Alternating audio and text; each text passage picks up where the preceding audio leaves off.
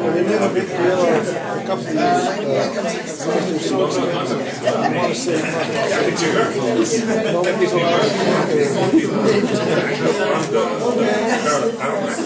and in June, when we have the electoral system, hang on with because we're going to use it again. Yeah, they don't want some back. No, they don't want Well, we can prove it from here.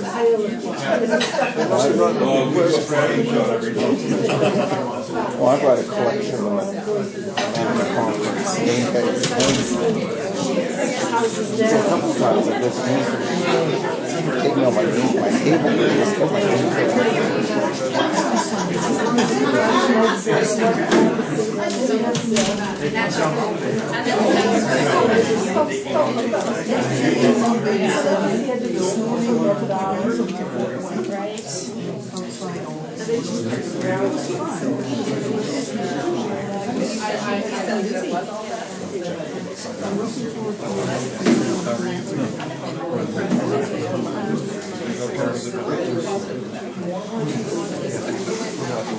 Said you're getting rid of the password.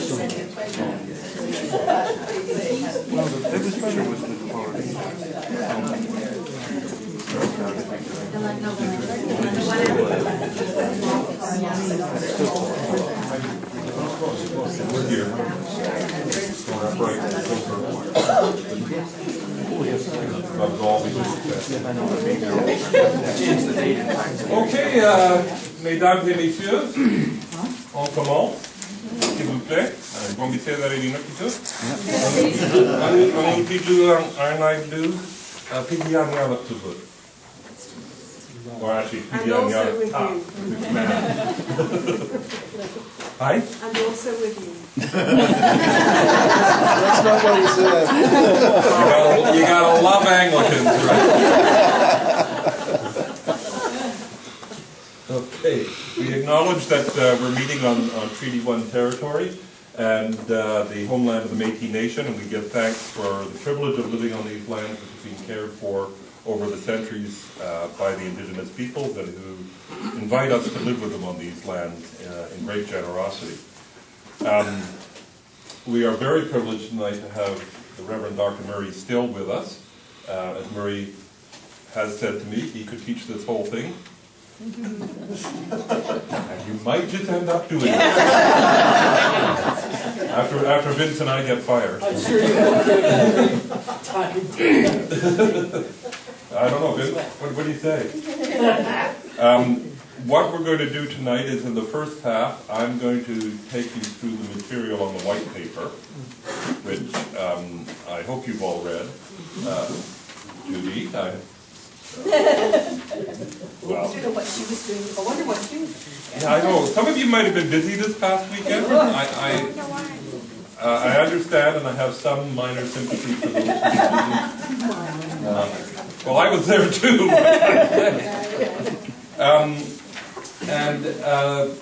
Then Murray is going to come in and speak about certainly his experience and his understanding of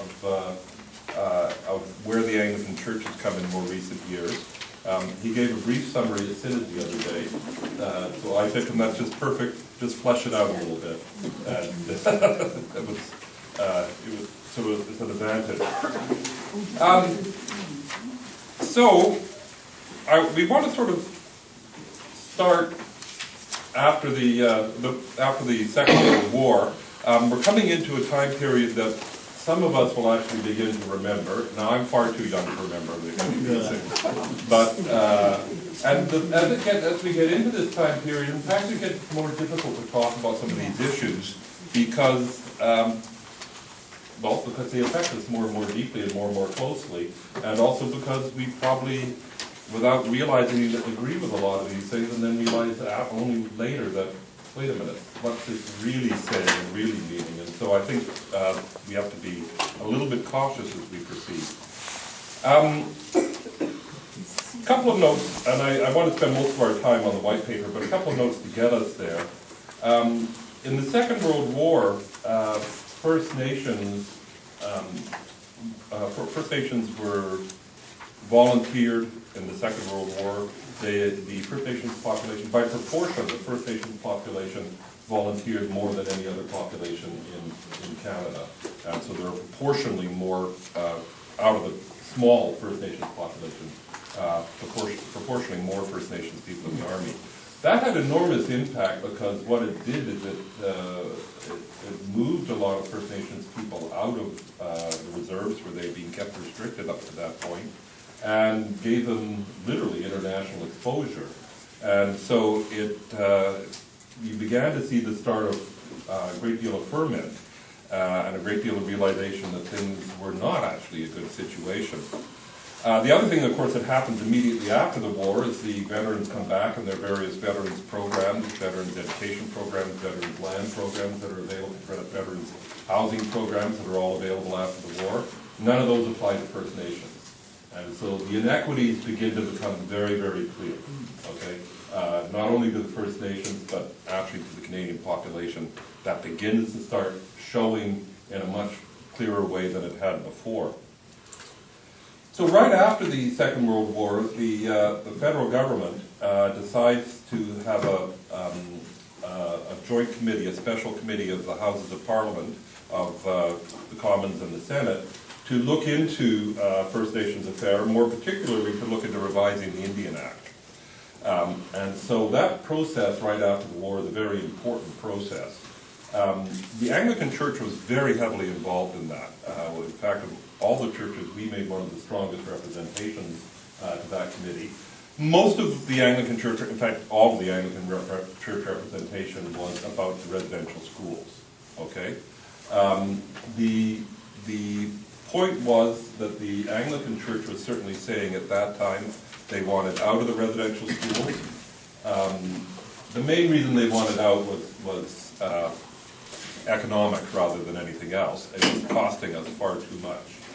We simply didn't have the financial resources to run them, and the government wasn't supplying financial resources. So most of the fight is over money. There's a little bit of a fight over the fact that the schools were largely ineffective, but in any sense of the word, an educational sense or the assimilationist agenda. But most of the fight is over money. In fact, and the Protestant churches, the Anglicans at that point, the United and the Presbyterians, all agreed on those points. The Roman Catholics opposed the dismantling of the residential school system. They essentially wanted a separate Catholic school systems for First Nations. And then you get into the problem that the Anglican attitude is so long as the Catholics are still in the game, we're not getting out of it. There were no way we're leaving the field open to the Catholics alone. You have to remember, of course, Catholic-Protestant relationships after the Second World War were non-existent and even more hostile, except for, who was it? It was Kent's grandfather, wasn't it? Kent's grandfather was both a member of the Knights of Columbus and the Orange Lodge.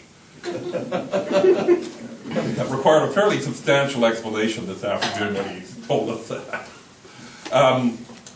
A great deal of hostility, so you don't see much actual movement at that point. But the committee does come to the conclusion that it's time to dismantle the residential school system.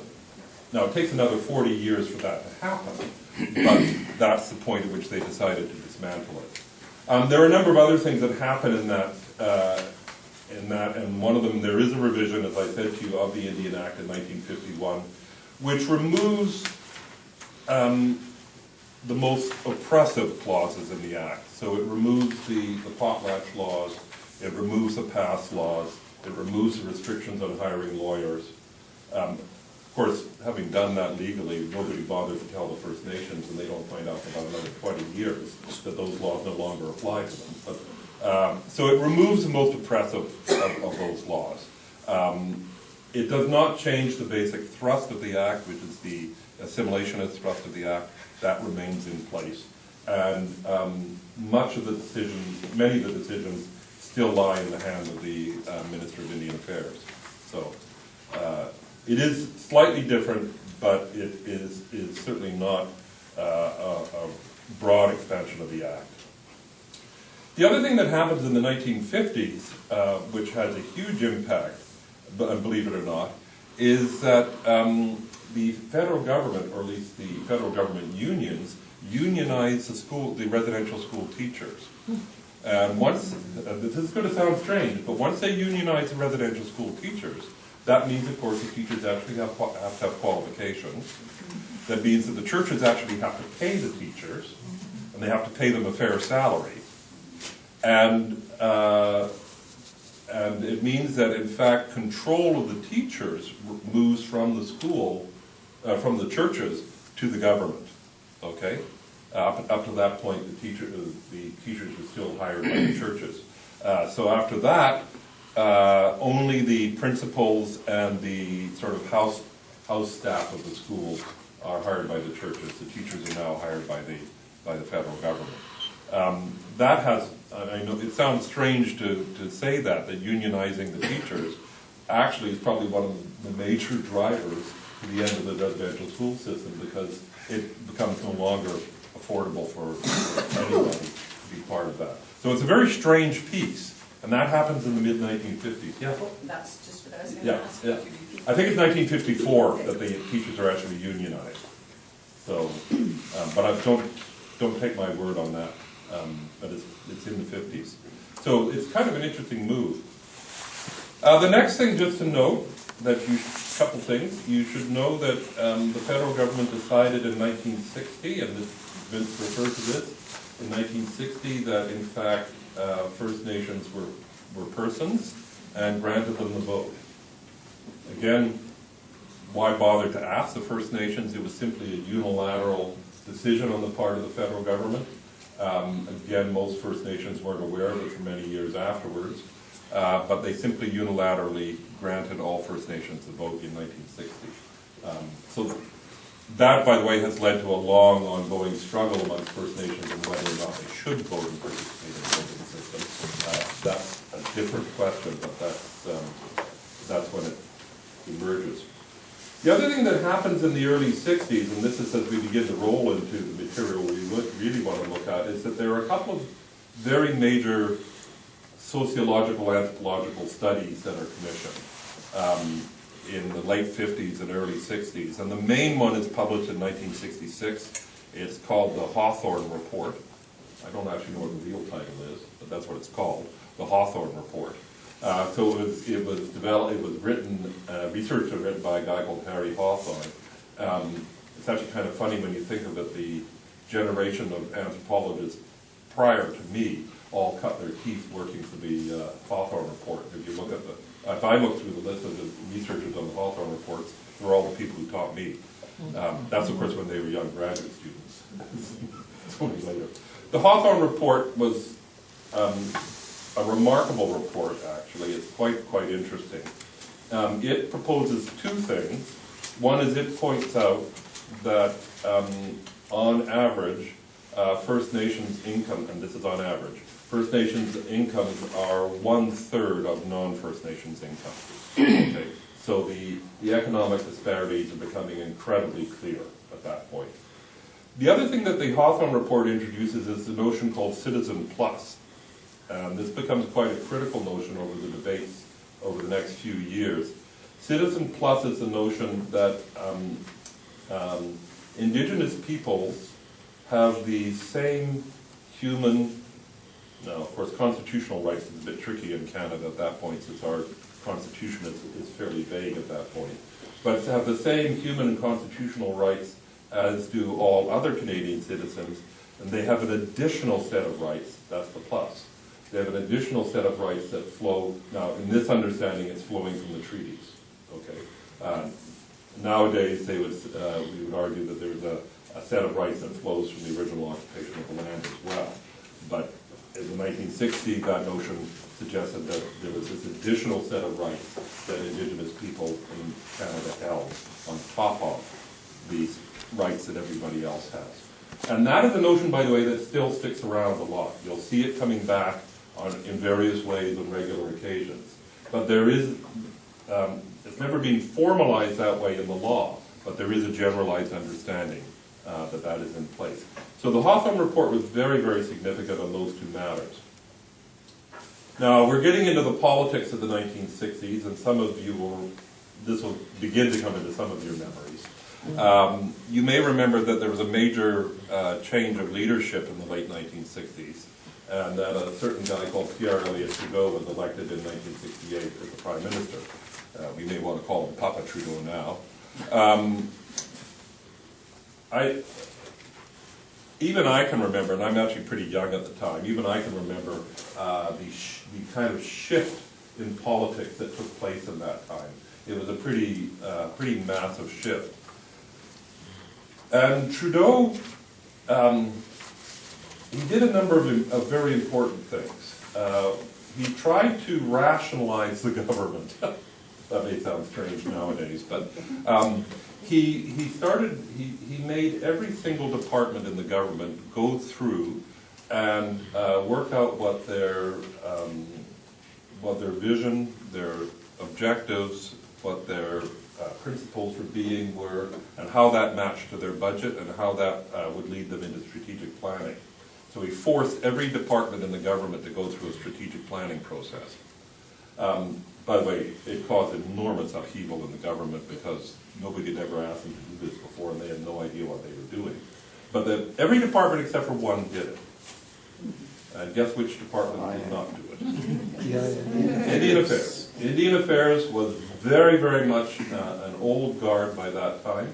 It was a bunch of, well, old white guys, if I can put it bluntly, who they knew how to look after these Indians, and they were going to do it, and nobody could tell them what to do.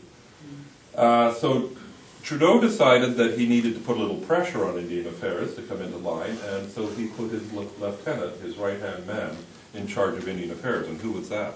Yeah, Chrétien. Jean Chrétien was put in charge of Indian Affairs. Just a little story that you probably don't know is the first place that Jean Chrétien visited when he became Minister of Indian Affairs in 1969 was he went to Pangnirtung, Nunavut. And as he and Aileen were flying up the Sayuk Pass between Pangnirtung and what was used to be called Broughton Island, is now called Pepiktarjuak, Aileen looks out the window of the plane and says, "Oh, Jean, it is so beautiful, we should make a park out of it." And he said, "I will." And he did. Okay. There's a national park there. The last place that Jean Chrétien visited as Prime Minister was Pangnirtung, Nunavut. So one of the places where I have a very close touch was his first and last place. Not that did Pangnirtung any good, but and my buddy Joannesy, who I tell plenty of stories about, was also the guide for Trudeau when Trudeau decided to go fishing there. So I was taken fishing where Trudeau caught a fish. I didn't catch any fish. Anyway, so Trudeau decides to as I said, rationalize the government. If you remember, Trudeau comes to government with what might be called a classic liberal ideology. Well, maybe you don't like to be called an ideology, but it is. A classic liberal ideology, and of course much of that was in response to his experience in Quebec, okay? And in fact, how he's going to deal with Quebec. Brackets, we know how that turned out, but let's go from there. So, just to tell you, coming out of Quebec, Trudeau does not see it necessary that there should be any special rights or privileges for any group in society. So no group is entitled to any special rights or privileges. He believed that cultures and languages should be free to compete with each other. So a notion of competition in there, and that they'd be stronger if they competed. He did not believe that any kind of historical circumstances should either direct or constrain any policy. So he has a very ahistorical point of view.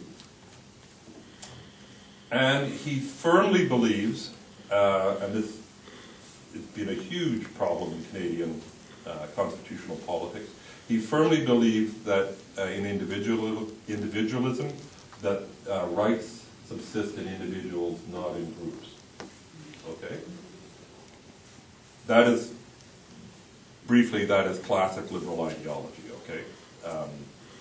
And Trudeau brings that to bear, and Trudeau, as if you remember, was very forceful on his opinions about those matters, and very strong about it. So, the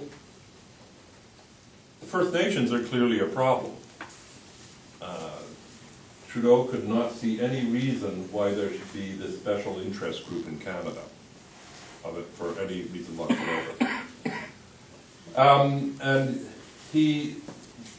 there is, by the way, there's a really, really great book. I don't know if you can get it anymore. My copy's disappeared. There's a really great book by a woman called Sally Weaver called The Making of Indian Policy, The Hidden Agenda. And it's an absolutely terrifying read on how the policies that we're about to talk about came into being. It's really scary. But anyway.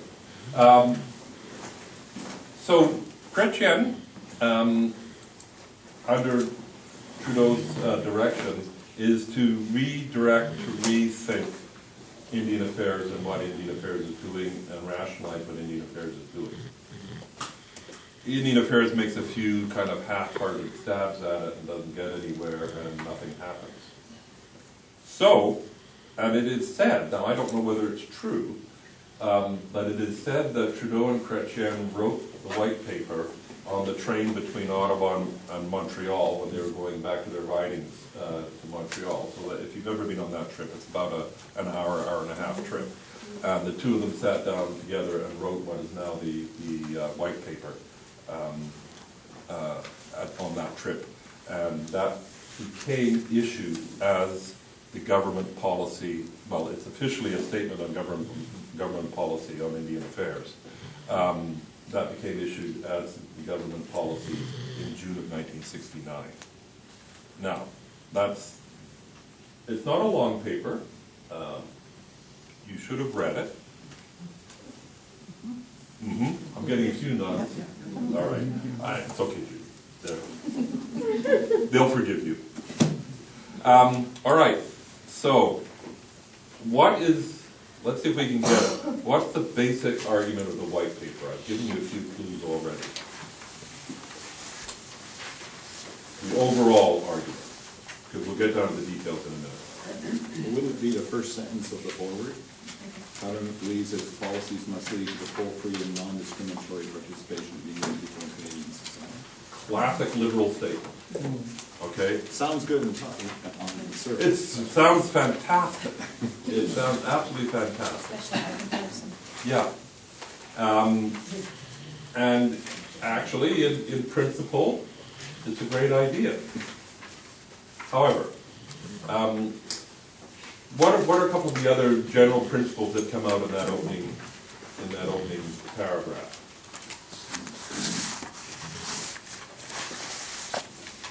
That the Indian people's role is dependent. Well, that's the current situation, yes. Which is actually is true. So They have a role they can share with all other Canadians. or at least they are supposed to be having the same role as all. Equal Well, status, that was a direct quote, that they Yeah. can share with all other Canadians. equal status, opportunity, and responsibility. Okay, so you get this notion of equality comes in. Just brackets here. What is the definition of equality? Or how, not so much the definition of equality, but where is equality located? In the individual. It's in the individual, all right? It's actually in the individual before the law, technically. But, so, locating that equality in the individual, all right? Anything else in that opening section that we need to pick out? Involvement of the provinces?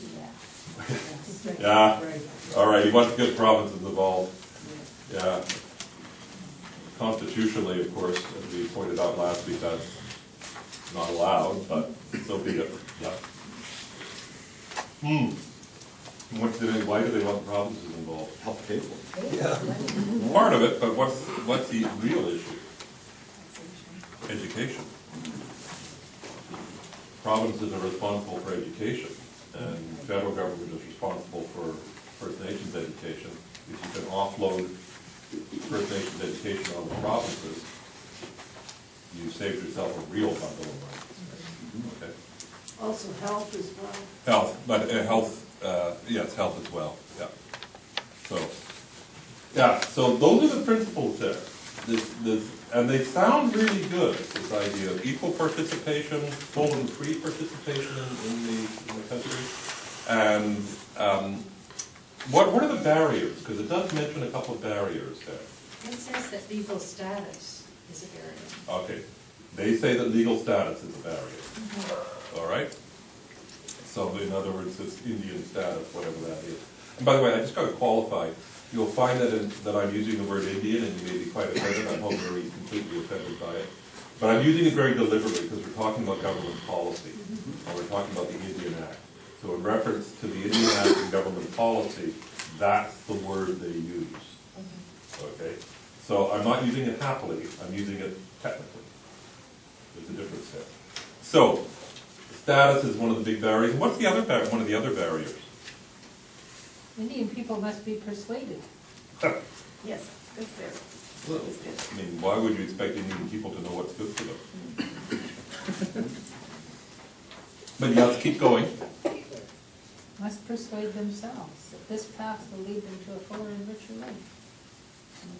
Canadian society as a whole will have to recognize the need for changed attitudes and a truly open society. Okay. So this all sounds like good stuff. Now, how are we going to achieve it? There are 4 things, so let's go through them. What are the 4 things to achieve this?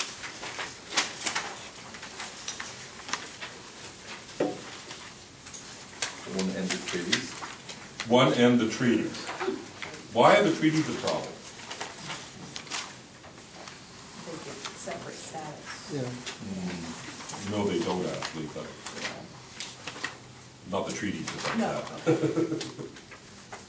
You can't have a policy of treating individual groups as a race apart. The problem from Trudeau's point of view is that internally, okay, internally within a single society, you can't have sort of international relations, treaty relations between groups within the same society. Okay, so there's an assumption there that First Nations are not sovereign. Okay, they are somehow some kind of subset of Canadian society, and as a subset of Canadian society, there's no reason to have an international type relationship with them. Okay, so yes, get rid of treaties. So it's almost like the whole white paper is based on the assumption that we will extinguish. Well, you're in the right direction. It is ultimately the ultimate assimilationist policy. The idea is to extinguish all difference on the basis that every individual should have the same rights and compete equally within society. Okay? So yeah. But what are the other means that they're going to do this? Get rid of treaties. Control of the Indian lands transferred to the Indian people. Oh, yes. And how are they going to do that? Give them title to it. Give them Fee title. simple title. And then tax them. Of course. Well, yeah. Well, and then the other joke is those would be the lands that, the minimalist reserve lands that are Yes. still left. Yes. And in many cases, some of the worst land. Yes. Okay, exactly. They're going to give them fee simple title to their own lands. All right? Which, okay. Keep going. Marie, you have to control your laughter. What's the third thing that they're going to do? Plus, the involvement of the provinces. They're going to bring the provinces into the game and transfer responsibility to the provinces. You're gonna wind up the DIND. Well, how are they going to do that? Will be transferred to other appropriate federal departments. So. Oh, that's wonderful, yeah. They're all, and also they're going to do that? I'm missing the one thing that's missing. Well, they're providing funds. Oh, that's for 5 years. Yeah. Okay. They haven't really set past. Thank you. They're going to wind up the Department of Indian Affairs. That's a, oh, sorry, wind up the Indian Affairs, and they're going to do that by repealing the Indian Act. Okay? So that's the fourth thing, is repealing the Indian Act. Okay? I have to tell you that at Synod on Saturday, I won't say who, but a friend of mine came up to me and said, Chris, why aren't we passing a motion at Synod asking the government to repeal the Indian Act? I said, well, things are a little more complicated than that. And I said, first of all, I don't think two old white people should be making that motion. I said, if you can ask the First Nations folks here to bring that motion, we might consider it. But I said, secondly, the problem is, of course, that the Indian Act is the act that establishes a relationship between the federal government and First Nations. It doesn't establish a relationship, it's the upon which the federal government can act. And so you need some form of legislation which instructs the federal government on how it should act. Now, I'm not going to argue that the Indian Act is the best piece of legislation for that, but you do need something, okay? So, I did suggest that they had 2 years for the next Synod to come up with a motion to ask the government to repeal the Indian Act, but I thought it needed a little bit more careful consideration. So those are the four things that this proposes. All right? Get rid of the treaties, transfer responsibility to the provinces, repeal the Indian Act, and basically transfer the lands. Okay? So what do you think about that? Good idea? We haven't dealt with the basic issue. What would the basic issue be? Whose land is it? Ah. Well, that's What is self-evident. Canada We should doing go. here? What right do they have to do any of this? Well, the sovereignty piece of. Yeah. That's part of what yeah, they haven't dealt with the sovereignty piece.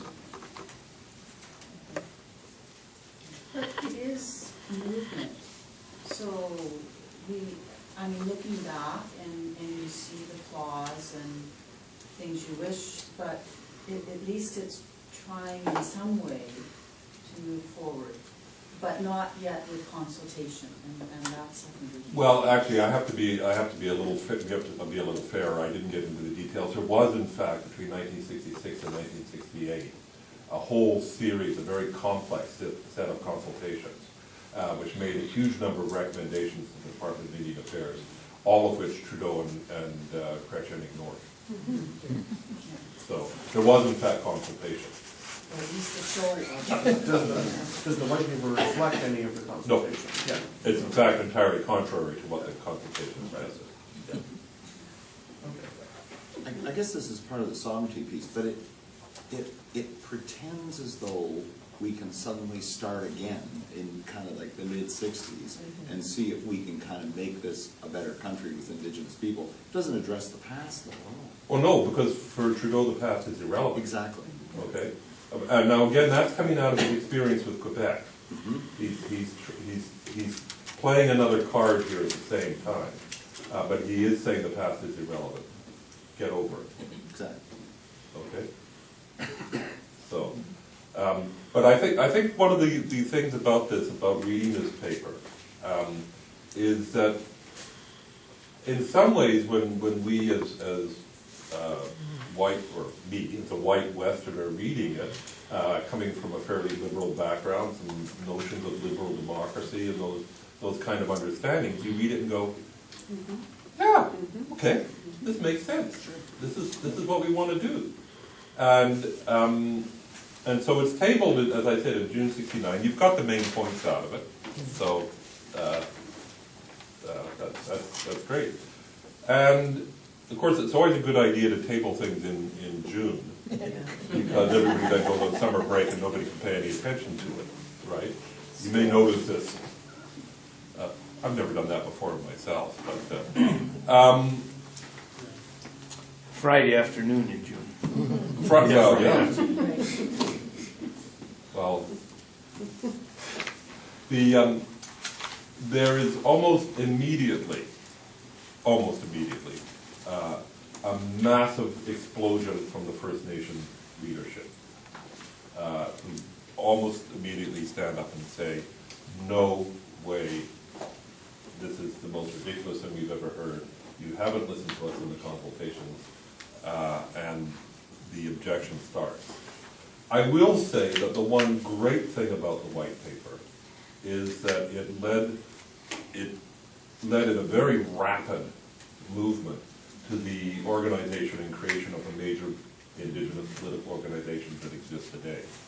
Okay, it led to the political organization of the First Nations in a way that is quite phenomenal, and you see the responses come, and very, very good responses come extremely quickly. So most of the major national, in fact most of the major regional Indigenous organizations in Canada actually come into being shortly after this. And, well, that's not quite fair. A lot of them are already in place. They begin to consolidate their position, and they begin to articulate their positions much more clearly. So the one good upshot of the white paper was it led to First Nations organizing politically in a fairly significant way. And incidentally, the Inuit as well, and the Métis as well. Okay, although the white paper doesn't say anything about Inuit or Métis. Okay, so it's really quite important to recognize that in a kind of negative way, the impact was really quite significant. I handed out to you some sheets.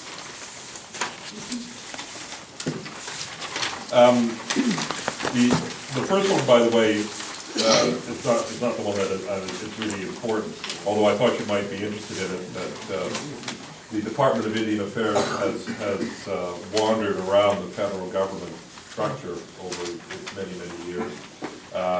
I always find it fascinating that up until the 1950s, it was really part of the Department of Mines and Resources, which tells you something right there. And incidentally, I just was thinking of when Simon was asking the other day about how to find sources on some of these things. Yeah, the really early stuff is under the Geological Survey of Canada reports. Which is probably why you didn't find it. Because most people don't think to look in the Geological Survey for First Nations reports. Those are the really early ones. But some of them are quite interesting actually when you read them. And then you see I find it fascinating that in 1949 that First Nations get transferred to the Department of Citizenship and Immigration. Like, sometimes you just say, what were they thinking? Well, in fact, if you actually try and answer that question, it's even scarier than making a joke about it. Could you give us a sense of what size this department would actually be? It's very tiny. Yeah. It's very tiny. It's really, in the Depression years, it gets cut back to about eight people. And after the Second World War, it comes up to about 35 people. So it's a tiny, tiny little unit. And really the entire thing is run by one or two people. Most of the other people are clerks, as they said in those days. And not clerks in holy orders. It's a very small organization. It doesn't start really booming until the 70s, when it rapidly expands in the 70s. And then they had to build a whole building for them in the 80s. So, Department of Indian Affairs headquarters is in Hull, across the river from Ottawa. When I did my original research back in the early 80s, you were still allowed just to walk into the Department of Indian Affairs. You can't now, it's got security on it, so you can't walk in. And you could just walk around from booth to booth and chat to people and find out what they were doing, what they were interested in. It was really fascinating. And people were so happy that you'd actually go in and talk to them about what they were doing. I was actually looking for a report on the socio-economic impact of the Nanacivic mine on North Baffin Island. I couldn't find it. I'd written to everybody, couldn't find a copy, but nobody had a copy of it. So I found somebody in the economic affairs section of Indian Affairs, and he said, "Oh, I think I got 40 boxes of those. How many do you want?" I said, "1 copy will do me just fine." He said, "You mean a box?" I said, "No." But I did find the people in charge of Inuktitut language and cultural affairs, and they gave me a complete set of the Inuktitut magazine plus all the tapes for learning Inuktitut. That was great. It was free. But that can't do that anymore. Don't try. And then it finally becomes its own department in 1966. It's gone through a number of name changes, of course, since then. And note that it's always Indian Affairs and Northern Development, or some version of that. Okay, now it's Indian and Northern Affairs, or it's actually Indigenous and Northern Affairs now. So there's a technical issue there because Northern Affairs, of course, covers the Inuit, but more specifically, it covers the territories of Yukon, Northwest Territories, and Nunavut. And so when you look at the Indian Affairs budget, about 60% of the budget is paying for the governments of Yukon, Northwest Territories, and Nunavut. So that kind of is slid into one department. There are 2 divisions. I did give you a note there on the joint Senate and House Comments Committee. You can have a look at that later. What I wanted you to look at is over the next page is the reaction to the white paper. And there are a number of reactions. This actually just deals with the 2 biggest, well, 3 biggest ones. The first one is the red paper, which is put out in Alberta by the Alberta Indian Association. It comes out of a book which is still worth reading, Harold Cardinal's book on Just Society. Possibly available at Burton Lysekki Books. Do we get a discount if we say we're taking it? It's a used book, you'll get a discount anyway. I was going to say, if you pay more than $2 for it, you're being ripped off. Sorry, Barry. You're not going to pay the mortgage off on that. I don't know, I paid 50 cents for the book. It's a fabulous book, by the way. It's a great read, a very easy read, and it raises all of these issues just beautifully. And the problem is that it's published in 1969, and it still reads as if it's relevant today. It's a fantastic book. So there's a red paper from Alberta, and then you'll see about halfway down the page, you see Wabung, or Our Tomorrows, which is from the Manitoba Indian Brotherhood, which is actually interesting that it was, they did it with consultation with all the communities in Manitoba, and they reached a consensus on what they wanted to say, and then they brought the paper forward as an argument against the white paper in 1971. Okay, you can look on there for. And you'll see, I'm sorry the way it's Xerox, somehow it got upside down, anyway. The college has this new, really fancy copier, which nobody can work out how to make it work properly. So, it's my turn this afternoon to make a mess of it. It's really interesting to see the responses here, okay? But the 2 basic responses are no, that distinctive legal status of First Nations is significant and important.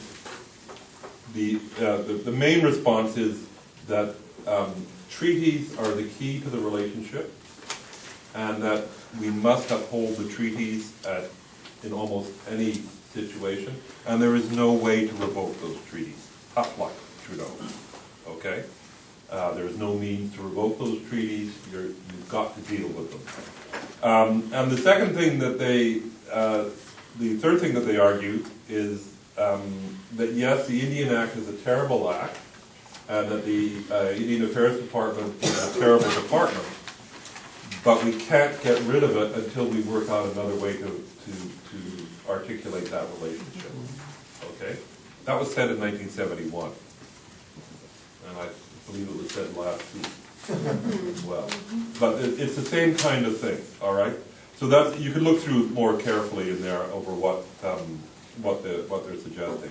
But that gives you some idea of the response. Officially, and I want to underline that word, officially the federal government withdrew the white paper in 1973. Okay? Officially. The suspicion of anybody working in the area since, and the suspicion of all First Nations political organizations, and I suspect all First Nations people, is that the federal government has never retreated on the white paper. That still remains the unofficial policy of the federal government in the long run. Okay? Because in fact those principles continue to guide the government's attitudes and actions. And so in some ways the white paper, while officially it's being retracted, the principles still remain very, very much in the way that the government understands things. So, questions, comments on that before we go for break? And then we get to turn the whole thing over to Murray. I noticed he's been taking notes here. I'm wondering how much of this is also fed by the whole Quebec separatist thing? A lot of it's fed by that. Because if you get into one, you've got to get into the other. That's Trudeau's worry. Yeah. That's why Trudeau is so worried about it, and that's why he is being very cautious on it. And later on down the road, we haven't got there yet, but later on down the road when you get into the constitutional negotiations, that becomes the crux issue. And it becomes incredibly difficult to try and negotiate those two streams of argument at the same time. In the end, of course, in the Constitution, just one irony, and Murray can punch me if he wants, one irony is that, of course, at the time of the constitutional negotiations, there were no First Nations representatives either in the House or in the Senate. There were Inuit representatives in both the House and the Senate. And so, interestingly enough, all of the concerns had to go through the Inuit, which nobody's ever forgiven the Inuit for. There was Peter Tinoa and what's his name, Adams from Northern Quebec. No. Yeah, I know who you Willie Adams? No, Charlie Adams is the singer. No, Willie. Willie, yes. One of them is the singer and the other is the senator. Yeah.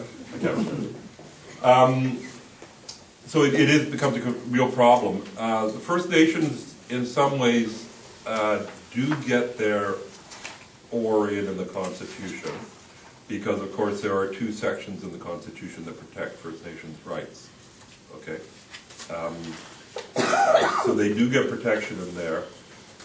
And the other thing about the Canadian Constitution, which you should go back and look at it closely, the 1982 Constitution, is that it's one of the few constitutions in the world that actually has the notion of group rights in it. Okay, now that's of course the concession to Quebec, but it also applies to First Nations.